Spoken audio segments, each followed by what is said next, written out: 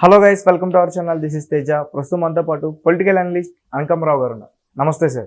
నమస్తే అమ్మ. సో రీసెంట్గా ఒక వార్త వెలుగులోకి వచ్చి బాగా వైరల్ అవుతుంది. ముఖ్యంగా చంద్రబాబు నాయుడు గారు జనసేనని విడిచి కాంగ్రెస్ వైపు వెళ్తారు, ఎందుకంటే అక్కడ కాంగ్రెస్ పదవి షర్మిల గారు తీసుకుంటున్నారు అని చెప్పేసి బయటకు ఒక వార్త వచ్చింది. సో ఎంతవరకు వాస్తవం? అవాస్తవం, అందుట్లో ఎలాంటి సందేహం కూడా లేదు. ఇవన్నీ పుకార్లు. తెలుగుదేశం పార్టీ జనసేన పార్టీ కలిసి ప్రయాణం చేస్తుంది. వీళ్ళిద్దరం మైత్రి, ఎవరికి ఇష్టం ఎవరన్నా వస్తే అది భారతీయ జనతా పార్టీ వస్తుందా లేకపోతే కాంగ్రెస్ పార్టీ వస్తుందా అనేది తీసి పక్కన పడేస్తే ప్రస్తుతానికైతే ఏ పార్టీని కలుపుకెళ్ళిన ఆలోచన వీళ్ళకైతే ఉందని అయితే నేను భావించట్లేదు. వీళ్ళిద్దరూ ఒక నిర్ణయానికి వచ్చి ముందుకెళ్తున్నారు అంతే తప్ప మిగిలిన వాళ్ళని ఊహాగానం లేకపోతే వీళ్ళ మైత్రిని చెడగొట్టడం కోసం వేరే వాళ్ళు చేసే దుష్ప్రచారం అని మనం భావించాలి. ఓకే, అందులో ఎలాంటి సందేహం కూడా లేదు. ఇప్పుడు వాళ్ళకి అవసరం లేదు, అంత ఆలోచించే తీరిక కూడా వాళ్ళకి లేదు. ఇప్పుడు వాళ్ళే తన్నములకలై ఉన్నారు. ఇప్పుడు వాళ్ళకే సర్దుబాట్లు ఎలా చేసుకోవాలనేది కొంచెం తలకాయ నొప్పి. మరో కొత్త తలకాయ నొప్పి తెచ్చుకుంటారు అయితే నేను భావించట్లేదు. అయితే మరి బీజేపీతో టీడీపీకి పొత్తు ఉంటుందా ఉండదా? అది కూడా వద్దని చెప్తున్నారంటే బీజేపీ వల్ల వద్దని చెప్తున్నారంట. బీజేపీ వాళ్ళు వద్దని చేసి వీళ్ళని కావాలంటున్నారా? ఇప్పుడు ఎవరి మీద మెడ మీద కత్తి పెట్టి ఎవరు బలవంతం పెళ్లి చేయాలనుకుంటున్నారో ప్రజలందరికీ క్షుణ్ణంగా తెలుసు.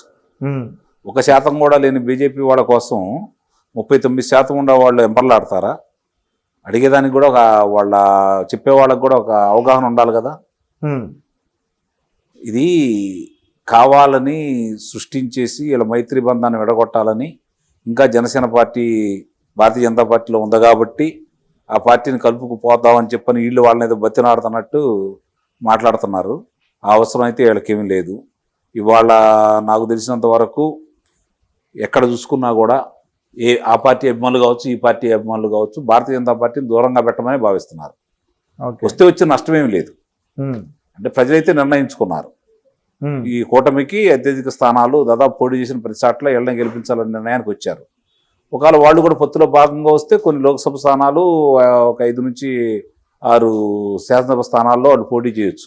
అంతకంటే వాళ్ళకి 70 ఇచ్చి వీళ్ళకి 25 ఇచ్చే పరిస్థితి అయితే ఉండదు. కాబట్టి తెలుగుదేశం పార్టీ జనసేన పొత్తుకి తహతలాడుతుంది భారతీయ జనతా పార్టీ కావచ్చు, లేదా ఇండియా కూటమి కావచ్చు, కాదనలేము. కానీ చంద్రబాబు నాయుడు గారు 2 పార్టీలని సమదూరంలోనే పాటిస్తున్నారు. ఒకటి ఎక్కువ కాదు, ఒకటి తక్కువ కాదు. ఎందుకంటే గతంలో కాంగ్రెస్తో కలిసి తెలంగాణలో పోటీ చేశారు కాబట్టి ఈరోజు పోటీ చేయాలని అనుకోవడానికి అవకాశం లేదు. అలాగే భారతీయ జనతా పార్టీ తోటి 4 ఎన్నికల్లో పాల్గొన్నారు కాబట్టి వాళ్ళతో కూడా ఉంటారని భావించాల్సి వస్తుంది. కాబట్టి ఇది జరుగుతుంది రాజకీయాలు, ఇది జరగకూడదు అనేది అయితే ఎక్కడా లేదు. కానీ మీరు ఉదాహరించినట్టుగా వాళ్ళ కోసం వీళ్ళైతే ఎంపర్లాడట్లేదు, అది మాత్రం సుస్పష్టం. కేసీఆర్ నాని గారు ఎందుకు వచ్చారు బయటకు వచ్చేది ఏముంది? ఎప్పటి నుంచో అతను యువగళం పాదయాత్రలకు సంబంధించి నిర్వహణ బాధ్యత చూస్తూనే ఉన్నాడు కదా. ఇవాళ కొత్తగా వచ్చేది ఏముంది? ఈరోజు ఒకసారి అతను మాట్లాడిన మాటలు చూడండి, లేకపోతే అతను ఇచ్చిన పత్రికా ప్రకటన చూడండి. ఎంత అసలు ఎక్కడైనా సరే దాని గురించి నేను ఎన్నికల్లో పోటీ చేస్తున్నాను కానీ, లేకపోతే మీరు వేరే వ్యక్తుల గురించి ఒక మాట కూడా మాట్లాడొద్దు, మనకు సభ విజయవంతం కావాలి, మన దృష్టిలో దాని మీదే ఉండాలి, తెలుగుదేశం పార్టీ మాత్రమే అధికారంలోకి రావాలి, కాబట్టి దానికి ఏం చేయాలో మనం చేద్దాం, ఎవరు కూడా తొందరపడి మాట్లాడొద్దు, ఎలాంటి ప్రకటనలు ఇవ్వద్దని చెప్పి స్పష్టంగా చెప్పాడు కదా. అంటే ఇక్కడ నాని గారి మీద వ్యతిరేకత లేదు, కాదే తొందరపాటు, కొన్ని తొందరపాటు చర్య వల్ల పార్టీకి నష్టం జరుగుతుంది, అతనికి నష్టం జరుగుతుంది. ఇప్పుడు చిన్ని గారు వచ్చేసరికి చాలా సవివరంగా చెప్పారు ఆయన విషయాన్ని. బాధ్యతలు అప్పచెప్పినప్పుడు నిర్వహిస్తానన్నాడు, ఎవరికి ఇచ్చినా నిర్వహిస్తా అన్నాడు. గతంలో కూడా చెప్పాడు, నేను అభ్యర్థిని కాదు, ఆ రోజు ఎవరు నిర్ణయిస్తే అది అధిష్టానం వాళ్ళ కోసం నేను పనిచేస్తాను, ప్రస్తుతం నా బాధ్యత ఏది ఉంటే దాన్ని నిర్వహిస్తున్నా అని చెప్పి చెబుతున్నాడు అతను. ఓకే సార్, ఒకవేళ పవన్ కళ్యాణ్ గారు ఎక్కడి నుంచి పోటీ చేసినా ఓడిపోతే అప్పుడు టీడీపీ పార్టీ నుంచి అతనికి ఎలాంటి సపోర్ట్ ఉంటుంది? అసలు మీరు ఎందుకు అడుగుతున్నారు ఓడిపోతారని? ఓడిపోతారని మీరు ఎందుకు అనుకుంటున్నారు? ముందు అది చెప్పిన తర్వాత నేను చెబుతాను సమాధానం. గతంలో ఆయన గెలవలేదు కాబట్టి, ఒంటరిగా పోటీ చేసాడు కాబట్టి గెలవలేదు. ఇప్పుడు భారతీయ జనతా పార్టీ చిచ్చుగా ఓడిపోయింది, కనీసం ఎక్కడ కూడా ధరావత్తులు కోల్పోయింది. మరి 4 స్థానాల్లో ఆ రోజు తెలుగుదేశం పార్టీతో కలిసి ప్రయాణం చేస్తే గెలిచారు కదా. 1984లో భారతీయ జనతా పార్టీ యావత్ భారతదేశం వచ్చిన 2 స్థానాలే కదా. తెలుగుదేశం పార్టీ ఉండవల్ల ఆ రోజు హనుమకొండ స్థానం గెలిచింది కదా. అంటే మిత్రపక్షాలను గెలిపించుకునే సంస్కృతి, వాళ్ళ గెలుపులకి బాటలేసే సంస్కృతి తెలుగుదేశం పార్టీ ఉందని చెప్పి వాడు అర్థం చేసుకోండి. ఓకే. తెలుగుదేశం పార్టీ కావాలని చెప్పి జనసేన పార్టీ ఇద్దరు కూడా ముందుకెళ్తున్నారు కాబట్టి ఒకళ్ళొకళ్ళు ముందుకు తీసుకుని వెళ్తారు. అందుట్లో సందేహం ఏముంది? పొత్తు లేకుండానే గెలిచింది కదా గతంలో కూడా. కాబట్టి ఇప్పుడు వాళ్ళు ఎవరికైనా సరే తెలుగుదేశం పార్టీ త్యాగం చేయాలి. చాలా మంది ఏమనుకుంటున్నారంటే అసలు ఈ ప్రస్తావన ఎందుకు వస్తుందో కూడా నాకు ఇప్పుడు కూడా అర్థం కావట్లా. ఇప్పుడు తెలుగుదేశం పార్టీ త్యాగాలకు సిద్ధం కావాల్సింది తెలుగుదేశం పార్టీ, త్యాగం చేయాల్సిన తెలుగుదేశం పార్టీ. అవతరాలు ఏదో పెద్ద త్యాగం చేసినట్టు ఎందుకు మాట్లాడుతున్నారో, దాని గురించి ఎందుకు బోధార్థంలో చూపిస్తున్నారో కూడా నాకు ఇప్పుడు కూడా అర్థం కాని పరిస్థితి. మీరు చెప్పండి, అధికారంలో ఉంది ఎవరు? తెలుగుదేశం పార్టీ. మిత్రులతో కలిసినప్పుడు కూడా అధికారంలో ఉంది తెలుగుదేశం పార్టీయే కదా. మరి అన్న నందమూరి తారక రామారావు గారు కావచ్చు 2 పర్యాయాలు, 3 పర్యాయాలు చంద్రబాబు నాయుడు గారు కావచ్చు, ముఖ్యమంత్రి ఆయనే కదా. ఆ అభ్యర్థి వాళ్ళు ఇన్ని బలమైన స్థానాలుండి పాని మీరన్నట్టు జనసేన పార్టీకి మొన్న జరిగిన ఎన్నికల్లో ఒక 20 స్థానాలు వచ్చి తెలుగుదేశం పార్టీకి 13 స్థానాలు వచ్చింది అనుకోండి. ఈరోజు దాని గురించి ఒక మాట్లాడుకుంటే మనకు అర్థం ఉండేది.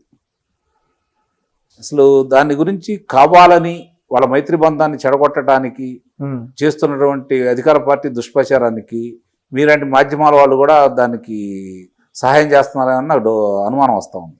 అంటే నాకు వచ్చిన డౌట్ ఏంటంటే, ఇప్పుడు జగన్మోహన్ రెడ్డి గారు వైఎస్ఆర్సీపీ పార్టీ, చంద్రబాబు నాయుడు గారు టీడీపీ పార్టీ, కానీ పవన్ కళ్యాణ్ని కాపు నాయకులే గుర్తించి మరీ కాపుల పార్టీ అంటున్నారు కదా.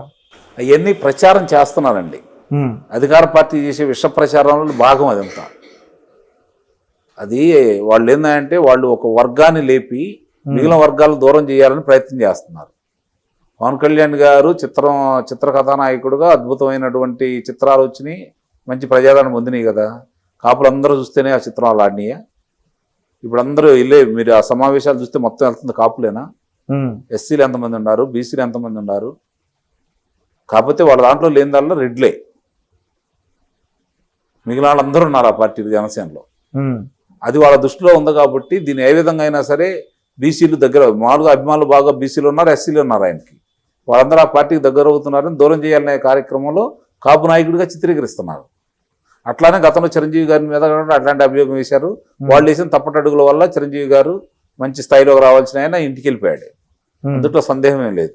ఇప్పుడు కూడా అదే విధంగా దుష్ప్రచారాన్ని మొదలుపెట్టారు. తెలివిగలాడు కాబట్టి, ఆయన కంటే కొంచెం ఆలోచన పరుడు కాబట్టి, సహనం ఉంది కాబట్టి, పోరాట యోధుడు కాబట్టి పవన్ కళ్యాణ్ గారు పరిస్థితులకు అనుగుణంగా జరుగుతున్న పరిణామాలన్నీ గుర్తించేసి కొంచెం కటుగా నిర్ణయాలు తీసుకుంటూ ముందుకెళ్తూ తన భవిష్యత్తుని, తన నమ్ముకున్న వాళ్ళ భవిష్యత్తుని, రాష్ట్ర భవిష్యత్తుని దృష్టిలో పెట్టుకొని తెలుగుదేశం పార్టీతో ఆయన వెళ్ళిపోతున్నాడు. దాన్ని చెడగొట్టాలని ప్రయత్నం చేస్తున్నారు. ముఖ్యమంత్రి అభ్యర్థి ఎవరు? ఆయనే చెప్పాడు కదా, అనుభవంతో నేను పనిచేయాలి, ఇప్పుడే నాకు ముఖ్యమంత్రి పదవి అక్కర్లేదు, పరిస్థితులు మనకు తెలుసు, మనకు వచ్చే స్థానాల్లో మనం ముఖ్యమంత్రి అవుతామని చెప్పి ఆయనే చెప్పేటప్పుడు ఈ నాయకులకి ఎందుకు? వీళ్ళకి వచ్చినటువంటి దుగ్ధ ఏంటి, వీళ్ళకి వచ్చిన బాధ ఏంటి, వీళ్ళకి వచ్చిన నష్టం ఏంటి, కష్టం ఏంటి, ఈ కన్నీరికి కారణం ఏంటి? నేను అడుగుతున్నాను, చెప్పానండి వాళ్ళని కాస్తే. వాళ్ళకి ఎందుకు అంత బాధ? ఆయనకి లేని బాధ వీళ్ళకెందుకు? ఆయన చాలా పరివ్యక్తతోటి 10 సంవత్సరాలు ఇది కొనసాగాలి అని చెప్పని ఆయన భావించుకొని ముందుకెళ్తున్నాడు. రేపు బలం పెంచుకోవచ్చు, లేకపోతే రేపు పొద్దున కొంచెం బలం పెరిగిన తర్వాత ఆ రోజు ఆయన ఒక ఆలోచనకు రావచ్చు. ప్రస్తుతానికి బలాబలాన్ని ఆయన స్పష్టంగా తెలుసు కదా, ఆయన బలం ఏంటో బలహీనతలు ఏంటో. ఆయన ప్రజావేదికలోనే చెప్పారు కదా, మీరు వస్తున్నారు, కేరింతలు కొడుతున్నారు, నా ఎమ్మటి ఉంటున్నారు, కానీ నాకు ఓట్లు వేయట్లేదు అని చెప్పని. మరి వీళ్ళ నమ్మకం చేయాలి ఇప్పుడు ఆయన? చెప్పండి, వీళ్ళ నమ్మకం రాజకీయం చేయాలా? ఆయన తెలుసు రేపు అధికారంలో పాలు పంచుకుంటే ఈ రాష్ట్రం పురోగతికి ఆయన కూడా ఉంచుతుంటే, సానుకూల దృక్పథంతో ముందుకెళ్తే, 2 పర్యాయాలు ఈ ప్రభుత్వం ముందుకెళ్తే తర్వాత ఆయన భవిష్యత్తు ఏంటి, రాష్ట్ర భవిష్యత్తు ఏంటి, పార్టీ భవిష్యత్తు ఏంటి, ఆయన ఒక నిర్ణయానికి వస్తాడు. ప్రస్తుతం ఆయన ఆలోచనల్లో వైఎస్ఆర్సీపీ పార్టీని తిరిగి కోలుకోలేని విధంగా దెబ్బతీయటమే. ఇంకోటి చెబుతున్నాను, గుర్తుపెట్టుకోండి, ఈరోజు రాసి పెట్టుకోండి, మళ్ళీ తర్వాత మనం మాట్లాడుకోవచ్చు. ఆయన ఎన్ని స్థానాలు అయితే తీసుకుంటాడో అన్ని స్థానాల్లో గెలవబోతున్నాడు. మీరు ఒక పవన్ కళ్యాణ్ గారి గురించి మాట్లాడారు, ఆయన తరపున చేసి ప్రతి అభ్యర్థి కూడా గెలవబోతున్నాడు, గుర్తుపెట్టుకోండి. ఆయనతో సహా ఆయనట్టు అసలు ఆయన గెలుస్తున్నాడు, మామూలు ఆధిక్యత కాదు, అందుట్లో అనుమానమే లేదు. ఆయన పిఠాపురం పోటీ చేసినా, గాజువాక పోటీ చేసినా, భీమవరం పోటీ చేసినా, తక్కువగా పిఠాపురంలో కనుక ఆయన పోటీ చేస్తే 50,000 పైచిలుకు మెజార్టీతో గెలుస్తాడు. గాజువాకలో పోటీ చేస్తే 40,000 పైచిలుకుతో గెలుస్తాడు. రేపు భీమవరంలో పోటీ చేస్తే 40,000 పైచీలతో గెలుస్తాడు. ఓకే గుర్తుపెట్టుకోండి మీరు. ఓకే ఇంతగా ఆయన ఎక్కడ పోటీ చేస్తున్నారు, ఎక్కడైనా ఎక్కడ పోటీ చేసే ఛాన్స్ ఉంది? ఆ రోజు నిర్ణయించుకుంటారు. ఈ రోజు మీరు నేను చేస్తే వాళ్ళు నిర్ణయించుకోరుగా. వాళ్ళకుంటే ఒక అవగాహన అంటూ ఉంటుందిగా. అంటే చంద్రబాబు నాయుడు గారు కుప్పం ఉంది కాబట్టి కుప్పం పోటీ చేస్తున్నాడు, లోకేష్ బాబు గారికి మంగళగిరి ఉంది కాబట్టి మంగళగిరి పోటీ చేస్తున్నాడు. ఇప్పుడు గతంలో 2 సార్లు పోటీ చేశాడు. భీమవరం, గాజువాక, పిఠాపురం అనుకుంటున్నారు, కాకినాడ రూరల్ అనుకుంటున్నారు. ఈ 4 సార్లు ఎక్కడి నుంచి అయినా పోటీ చేయొచ్చు ఆయన. ఇప్పుడు ఇంకోటి ఏమనుకుంటాడంటే 4 బలంగా ఉన్నాయి కదా, బలంగా ఉన్న మన అభ్యర్థి గెలుస్తారు, ఒక రకమైనటువంటి అటు కాకుండా నియోజకవర్గాలు మనం పోటీ చేసి గెలుద్దామని చెప్పి వెళ్ళొచ్చు. అంటే జగన్మోహన్ రెడ్డి గారు మొన్న భీమవరంలో ఆయన ఒక సభ ఏర్పాటు చేసి అక్కడ మాట్లాడడం జరిగింది. సో అందరూ కూడా భీమవరం నుంచే మళ్ళీ పోటీ చేస్తున్నారేమో పవన్ కళ్యాణ్ గారు అని చెప్పేసి అనుకుంటారు.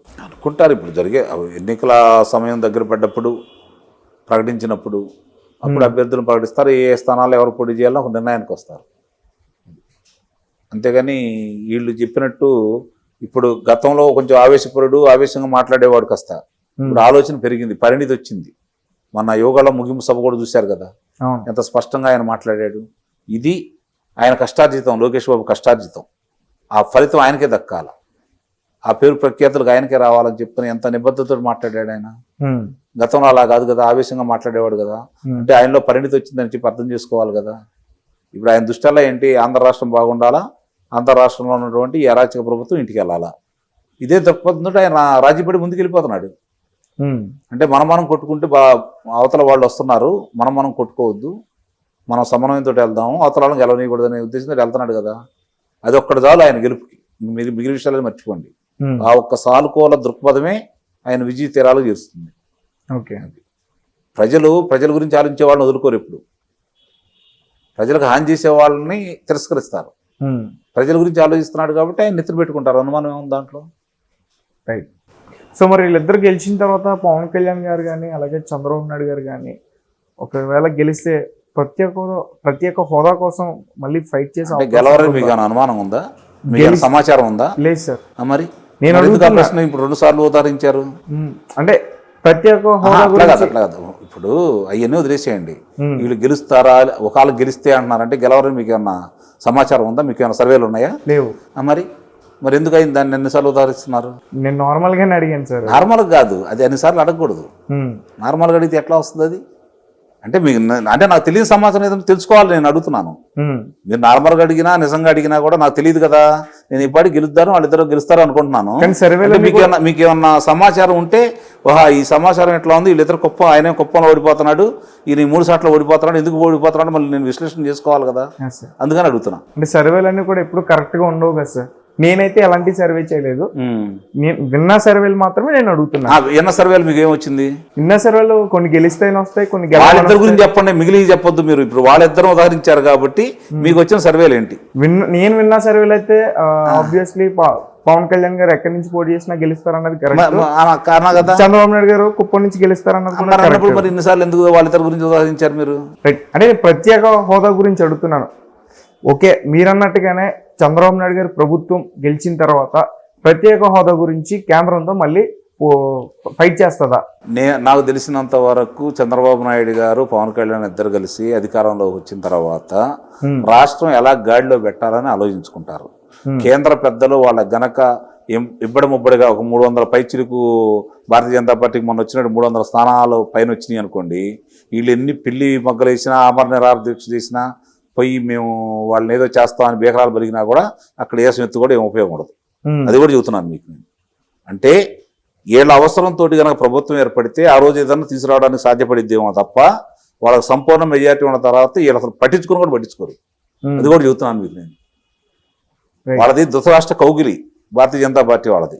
లేదు ఇలా ఆంధ్రప్రదేశ్లో అదృష్టం బాగుండి అక్కడ కన్నా కాంగ్రెస్ పార్టీ వచ్చిందనుకోండి, మొదటి సంతకమే ప్రత్యేక హోదా అని చెప్పాడుగా రాహుల్ గాంధీ గారు, అప్పుడు వస్తుంది. కాంగ్రెస్ ప్రభుత్వం అధికారంలోకి వస్తే మాత్రం వీళ్ళ కోరికలు నెరవేరుతాయి.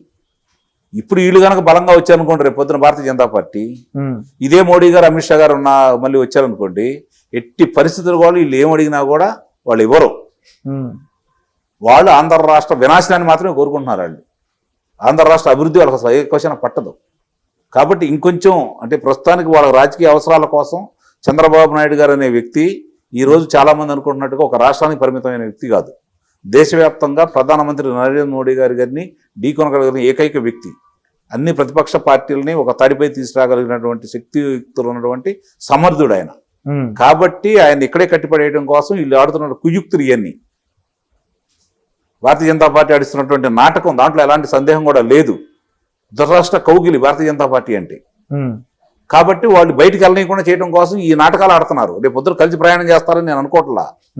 అటు కాంగ్రెస్ పార్టీకి వెళ్లకుండా, లేకపోతే ఇండియా కూటమి దగ్గర కాకుండాను నిజంగా ఇండియా కూటమికి చంద్రబాబు నాయుడు గారు వెళ్ళారంటే చాలా సమీకరణలు మారుతాయి.